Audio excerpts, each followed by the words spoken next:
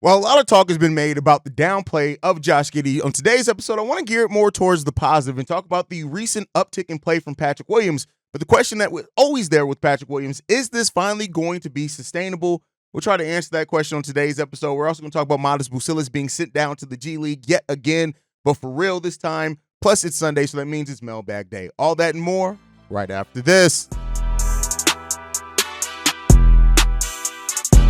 You are now tuned in to Chicago Bulls Central, your number one place for all Chicago Bulls news and content. What's going on, Bulls fans? Welcome to another episode of Chicago Bulls Central, your number one spot for everything Chicago Bulls related. I'm the host, Hayes, but more importantly, you guys can follow the channel at Bulls Central Pod on every social media platform we happen to be on. With that being said, let's go ahead and get into this content for today. I want to start off this episode with more positive. We'll get into a place of kind of a gray area, but we're going to start off positive today. It's been a lot of heavy Josh Giddy talk lately, but there's a player that while Josh Giddy has, disappointed some Bulls fans, that Patrick Williams has, enlightened some Bulls fans and maybe woken some Bulls fans up once again to the potential of who Patrick Williams can be. He's now riding a streak of 5 straight games in double figures. He has averages of 14 points per game, 5 rebounds, 3.5 assists, 1.5 steals, and right under a block per game as well over the Bulls' last 5 games. And the biggest thing over these last 5 games that have made a difference for Patrick Williams isn't that he's all of a sudden getting a lot more shots, because he isn't. It's more so comes down to Patrick Williams is once again being more aggressive, right? And I always go back to the December stretch last year, right? Before Patrick Williams went down with injury, that he was a very aggressive player. And we had just saw kind of the play style that team was getting more up tempo. DeMar was out for a little bit of that time. Zach was out, and we really saw, or was it? It might have been January, but we really saw Patrick Williams have a really nice season, right? Well, a really nice month of that season. But then the same thing that happened with Patrick Williams is he went down, right, with injury, and that's something that also has really plagued Patrick Williams over the course of his career. Is that Patrick Williams has played in like 52% of the games since he came into the league, and that's just something that's there. 53.3%. That's the amount of games that he has so far. So, at the end of the day, like it's that always that question on, is this the real Patrick Williams, or is just another glimpse that is just going to have a lot of Bulls fans and the Bulls front office again salivating over who Patrick Williams could be, but it doesn't. It's fleeting, right? It's not something that can be sustained. You look at the month of November so far for Patrick Williams. He's taken 8.8 shots per game, which is not that much different than his career numbers, right? But he's getting 12 points, 5 rebounds over the course of the month of November. Basically 3 assists as well, 1.5 steals, and then again one right under half a block. And he's not really fouling too much. 1.9 fouls per game, 2.3 turnovers, so that assist to turnover ratio is in his favor. And it really comes down again to usage. Patrick Williams is a player that has not had a usage rate past 17% in his NBA career, right? He just hasn't. And the thing is with Patrick Williams, it's always going to be that the versatility that he can bring is always something that's going to help the team or could potentially help the team, right? When you look at, he's played all 13 games. You look at the defensive games that he's had as well, right? The Bulls are a better team per 100 possessions when Patrick Williams is on the court. Now, it's not a super large margin, but when you look at him being the only defensive player basically in that starting lineup, even though Zach LaVine has stepped it up drastically defensively this year, it is what it is. And it's always going to be those questions over how Patrick Williams is used, right? He's guarded a lot of centers. He's guarded a lot of fours.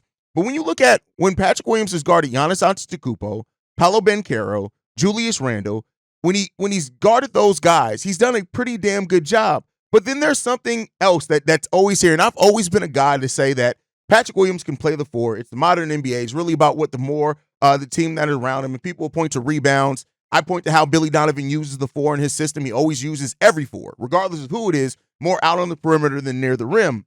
But when you look at how he's guarded Mitchell Robinson, Darius Garland, Luka Doncic, they actually shoot 40% or worse when he's guarding them. And there is something to be said about that. Now, Luka is a point guard, but he has more of a forward type body, right? A small forward. And so for the Bulls fans that have said and asked, like Patrick Williams being moved back to the 3, maybe there are starting to be more signs to that than I let on initially that may be the thing. But it comes back down to aggression, right? Offensively and defensively. We're having 2 different conversations here, right?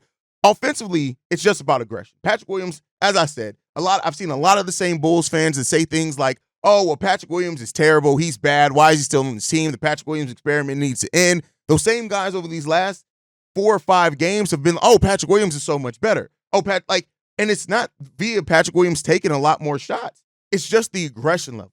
And it is, of course, the shooting percentage. Last game, 71%. The game before that, 66%. But he's 38%, 33%, 44%, 50%. So it's still kind of up and down. It's been more up than down, but, it's the aggression. Patrick Williams going out there, and I've always said this, there's something about the brain, right?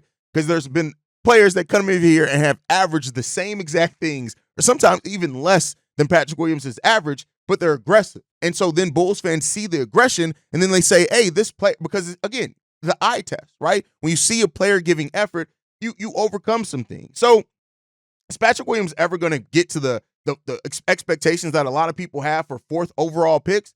Probably not.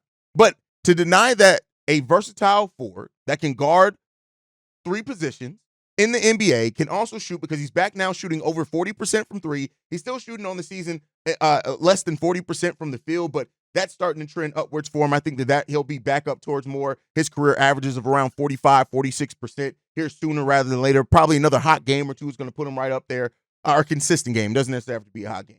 But he's back to 41% shooting from the 3-point range. He's taking 4.5 3-pointers per game. Again, these are all right around his career averages. And if Patrick Williams is able to do that while being aggressive on attacking closeouts, while being aggressive at going after putbacks, while being aggressive on the defensive side of the ball, there's still a lane for Patrick Williams to be on this team. And that's why this front office gave him that $18 million a year contract, which people still look at and say it's a lot of money. And unfortunately, it's just not a lot of money. Like, we're getting to the place where $25, $30 million contracts are regularly given to role players is what we're seeing, right? So I get that aspect of it too. And, he's over double-digit figures, right?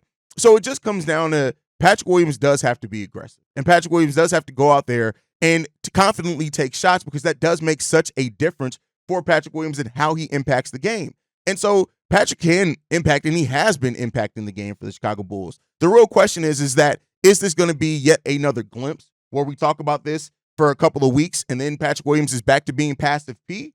Or can he finally kind of unlock something and be a little bit more consistent about the way that he goes about his business, about the way that he goes out there on the basketball court? Because the Bulls can and will need that from Patrick Williams. Now, he's still a role player. You can make no mistake about that. He's still not all of a sudden going to see his usage rate over the 20s, but it's about him taking advantage of the things and opportunities that's in front of him.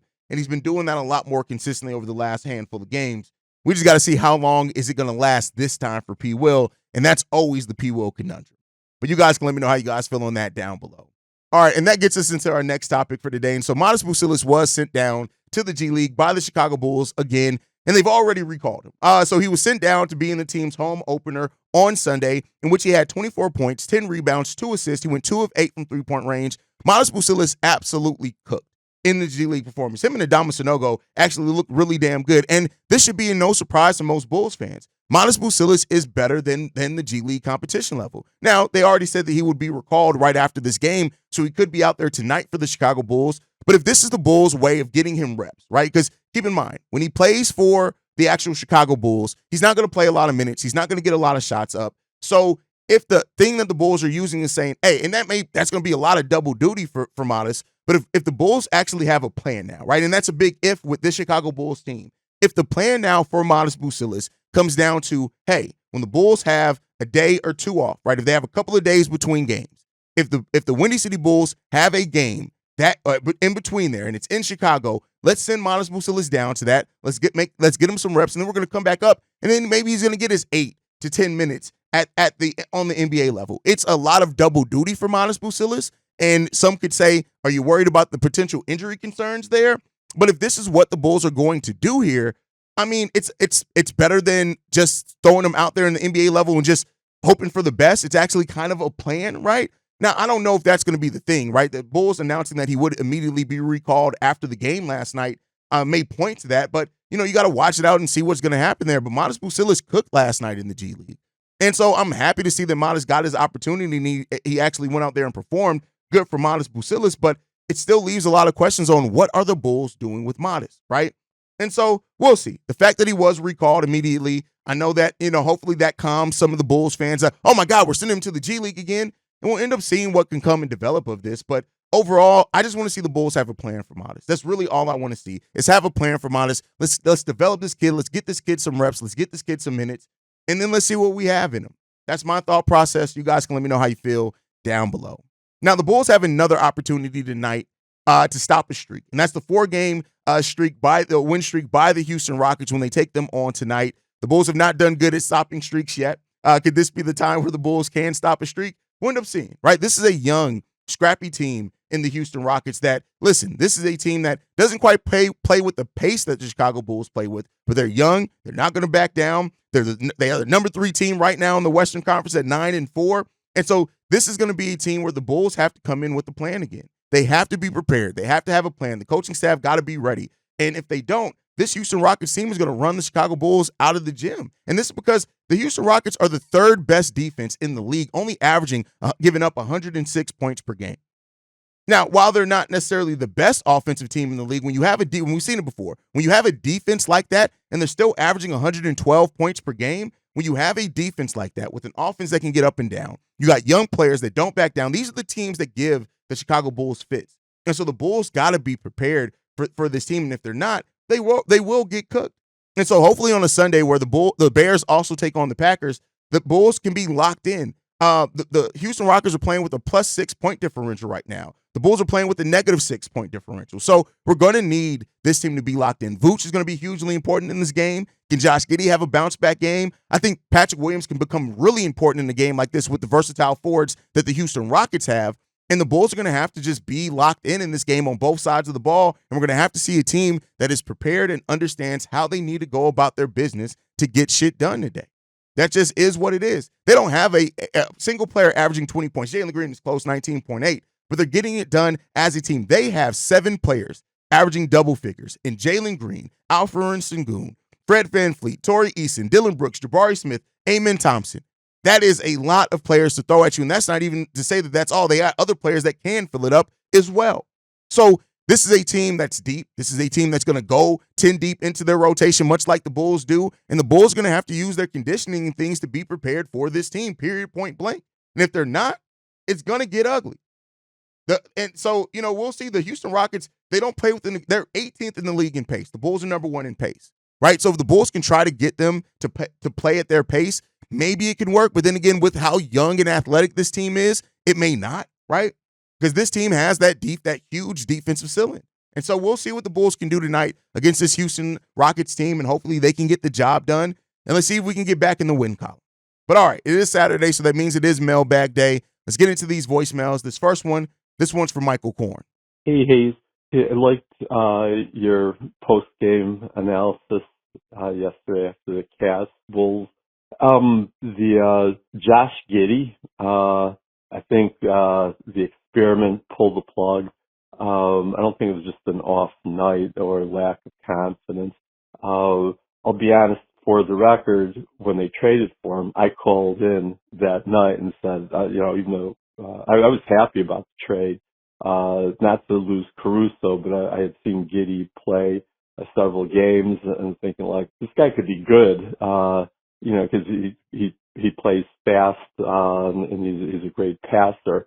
But man, I didn't realize how bad his defense is, and his shooting stroke. Man, forget it. It looks bizarre. But in any case, I'm a fan. I didn't know that, and but AK, come on, that's ridiculous that he's put together this roster. And man, does anyone know what their plan is? It's not like he's playing like a high-level game of chess and we just don't see it as fans. I really don't think he's got a fucking clue. Sorry for the profanity. And again, it's like all Chicago sports teams, and like we could, rant about ownership, front office. Yesterday, you nailed it about Billy Donovan and his coaching. But I'm a Bulls fan. And I gotta say, you say like they're fun to watch, even if they suck, or like where they're going could, who knows. But this is what I liked, and as a fan, I really appreciated seeing Patrick Williams step up. Man, I liked it, and it was put a new wrinkle into the offense, letting him, play make a little bit.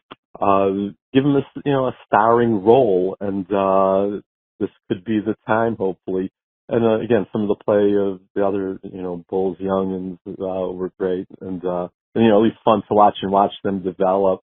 And but man, keep going, and looking forward to the Mailbag this weekend. Hey, thanks. Bye. AK not having a clue. I mean, you could have stopped the voicemail there. And not to say that you cooked with this one. But yeah, I mean, it just comes down to you don't have faith, right? You don't have faith in this front office to have a vision. And that's the overall thing. Like, they can do some solid moves, but it like almost always bites them in the ass because they don't have a plan, right? They're just right now throwing talent out. And maybe that is the plan, because maybe their goal is to keep this top 10 pick and keep it out the Spurs' hands. Maybe that's the thing. And then we'll start seeing a little bit more cooking and a plan from them, because right now, I mean, no, like, and that's the thing with Josh Giddy.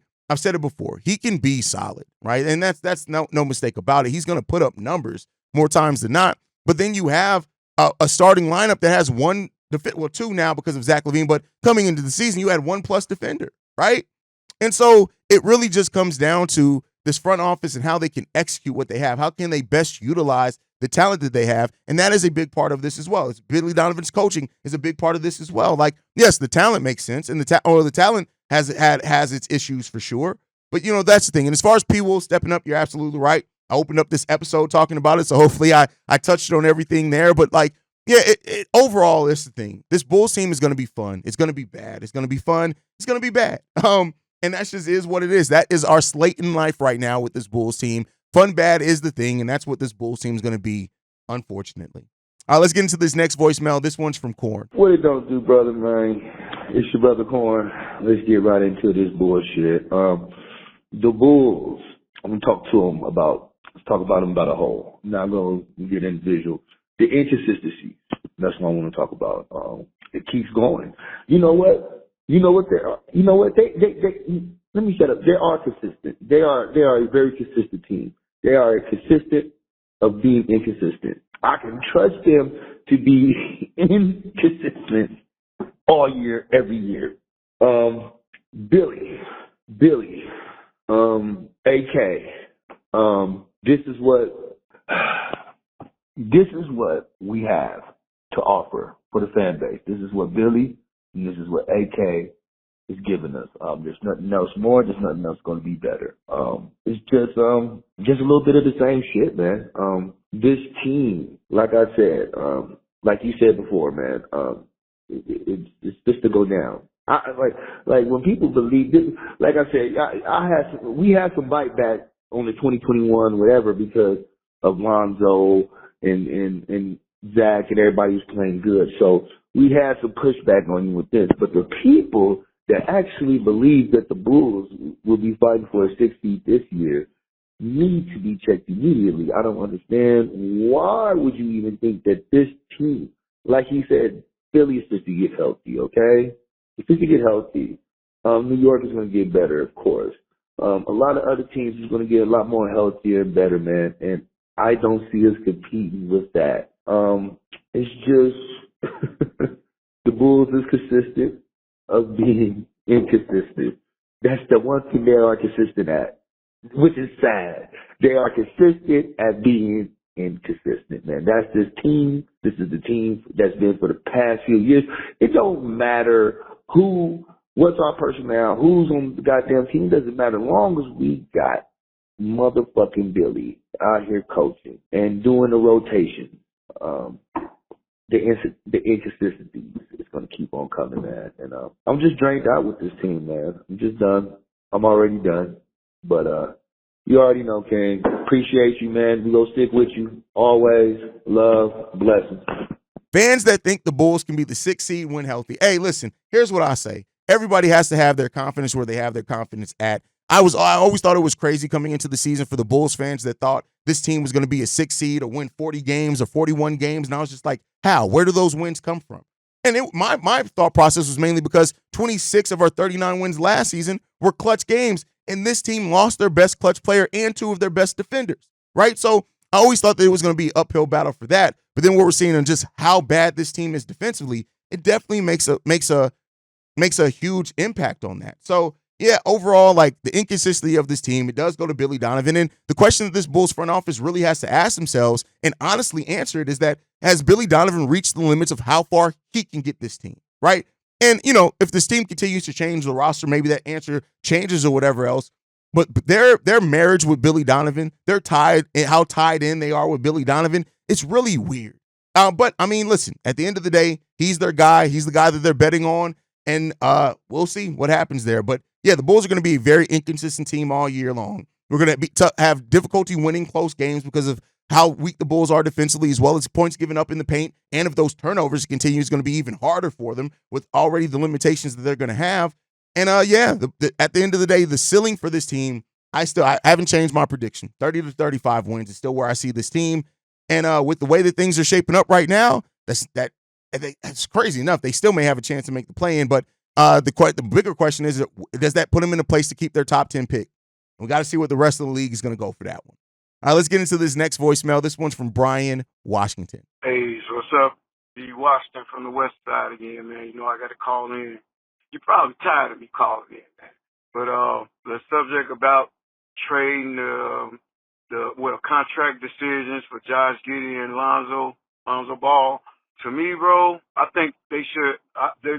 Whatever moves they got to make, I know it come down to a money thing with the Bulls and contracts and all that, but whatever the fuck move they have to do, I would keep my core guards because that's not our problem at guard. Guard is not the team's problem. I would keep, and I'll let these guards grow together and, you know what I'm saying, let them build chemistry together for a few years. I would keep Zach. Zach playing, since him and Billy relationship is cool, I would keep Zach, and he playing good. I would keep Josh Giddy. I would keep Lonzo Ball, Kobe White, Ayo. I would keep whatever the fuck I need to do to keep that core of guards. I would keep those guys together because you don't have a problem at guard. Your problem is finding a legit wing player and somebody really. I would give him another try at power forward if that's the case. But that's in our big man. We need some rebounding and some defense up that way. You know what I'm saying? Guards, we cool. Defense there too, but that core of guards is good. Them 5 guys, I will keep and let them grow together.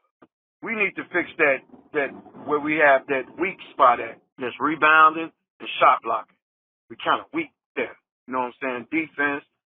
And man, Vooch needs some help. If they got to get rid of Vooch, I know he's aging, but shit, do whatever you got to do to keep those 5 guards. I will keep that core of guards because that's not our problem. Our problem is up at top. We need some help there because we seem like we can't defend the middle. The little guys coming and scoring their ass off on our big guys. That's what the hole is. That's what the problem is. I would keep them guards. We cool right there. That's not a problem. But that was my thoughts on that, man. All right, keeping the guard. Here's the thing, Brian Washington. It's not as simple as keeping the guards because you like them, right? You got to think of the money aspect. Because you got Giddy, Kobe, and Ayo Dosunmu, and Lonzo Ball, for that matter, all coming up on contract that need contracts over the next 2 seasons. Giddy and Lonzo at the end of this year, Kobe and Ayo at the end of next year. And that's a lot of money tied into one position at guard where you still do need things. And so while you're saying that you think we're good at guard, but we need to shore up these other positions, because running 5 guards deep is difficult consistently. Now, the Bulls have been able to get away with it, because Zach LaVine is playing small forward mainly this season, and Lonzo Ball he's in and out of the lineup. Even if he wasn't hurt right now, he's still in and out of the lineup. That's not a sustainable thing to keep using 5 guards. And you may have to take advantage of moving one of those guards to end up getting that forward or that center that you need to open up even just minutes and space for that guy that you mentioned. So it's not that simple. And I think the money aspect is a thing, right? Like, yeah, the Bulls have to spin up to the salary cap floor, but we know they're going to try to avoid the luxury tax, which shouldn't be a problem looking at their cap sheet. But you also have to factor in how do you go about and get those guys. If you're not drafting your center, then that means you're signing them, which is going to take some money, or you're trading for them, which means you're going to have to give up a valuable asset, or you're going to and it's still going to take up some money. So it's just not feasible to keep all 5 guards. It just isn't. And and that doesn't mean that the Bulls won't do it, because this is the Bulls team and they're coached under Billy Donovan. He has no problem playing 3 guard lineups consistently. So, but the question is that how successful are you going to be in that? And that's what the Bulls have to ask themselves, Brian, in regards to keeping all 5 of those guards that you mentioned. I guess we'll see what the front office got cooking, if they got anything cooking, because right now the kitchen don't smell like nothing's being cooked. All right, let's get into the last voicemail. This one's from Shay. Yo, Hayes, I just watched your video your live stream that I missed, and you have said everything that I've been trying to say and everything that I've said before this season even started about Josh Giddy. Look, man, I know you may look at me as a Josh Giddy hater, and I believe me, you man, I'm not at all. But I saw the signs, and I still see the signs as the season is starting to go on. Look, when you gotta try to benefit one specific player on an entire team because he has too many deficiencies, you're gonna run into some problems like we did last year with DeMar. And on top of that, you gotta think about something. We have other guys in Julian Phillips and Dalen Terry and Ayo Dosunmu, Kobe White, Patrick Williams, who also need special attention as well. Not necessarily, I mean, they can play with almost anybody, but you also have to worry about their development as well. Now, don't get me wrong, I like Josh Giddy. He's a young player, and I don't think we should let him go for nothing. But at the same time, man, I don't think we should be looking for him to be here long term because it's like, Jesus Christ, man, we got to come up with every deficiency to help this dude. I mean, we basically like Atlanta with Trae Young. And think about it, Trae Young is more of a consistent scorer. Him and DeMar DeRozan. And I know what I'm saying, it'd be different if Josh Giddy was like a DeMar DeRozan or like a Trae Young where he could score and assist, or if he was like a Ben Simmons where he could do almost everything, rebound, defend and all other stuff to make up for his lack of shooting. But the fact that he has more problems than solutions, that's gonna create more problems than not. And I feel like, I mean, we have a group of talented and exciting young players. I mean, do you really want to stunt the team, the growth of your team, just to accommodate one person? Now, look, I know y'all gonna say it's too early to tell, but man, I mean, come on, man. If I was AK, I wouldn't look to make Josh Giddy my end-all, be-all solution of how I build a team. But that's just me, man. Anyway, tell me what you think. Having to build around, and this isn't even just about Josh Giddy. Like, yes, the conversation right now is about Giddy, but building around a one-dimensional player and having to build so specifically around a player that's one-dimensional is dangerous for any team. Now, some of the best front offices can do it. Do we think that AK and Eversley are one of the best front offices that can thread that needle, right? So it's difficult to do. Now, again, not saying build with, but build around. And that's what you have to ask yourself is that, how much is it that you're building around Kobe or Zach going forward or Ayo or whatever else or Modest Busilis, right? Because that changes some things. But I think overall, it just comes down to this one thing.